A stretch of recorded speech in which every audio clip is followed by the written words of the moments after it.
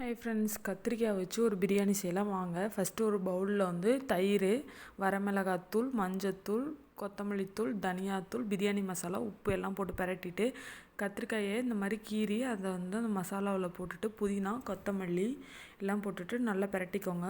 ஒரு பாத்திரத்தில் ஆயில், நெய், ஹோல் ஸ்பைசஸ் போட்டு வெங்காயம் போட்டு நல்லா வதங்கினதுக்கப்புறமா இஞ்சி பூண்டு பேஸ்ட்டு போட்டுக்கலாம்.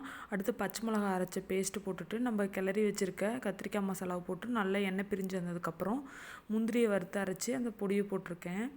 அடுத்து பார்த்திங்கன்னா தண்ணியில் பாஸ்மதி ரைஸ் ஒரு டம்ளர் போட்டு கொஞ்சமாக ஆயில், ஹோல் ஸ்பைசஸ் போட்டுட்டு ரைஸ் நல்லா வெந்ததுக்கப்புறம் எடுத்துகிட்டு ஒரு பாத்திரத்தில் நம்ம செஞ்சு வச்சுருக்க கிரேவியை போட்டு அது மேலே ரைஸை போட்டுட்டு மேலாப்பில் நெய் ஊற்றிட்டு இதில் வந்து ஃப்ரை பண்ணி வச்சுருக்க ஆனியன், புதினா, கொத்தமல்லி போட்டால் சூப்பரான கத்திரிக்காய் தம் பிரியாணி ரெடி.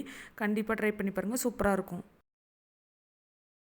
ட்ரை பண்ணி பார்த்துட்டு எப்படி இருந்துச்சுன்னு சொல்லுங்கள். Bye friends.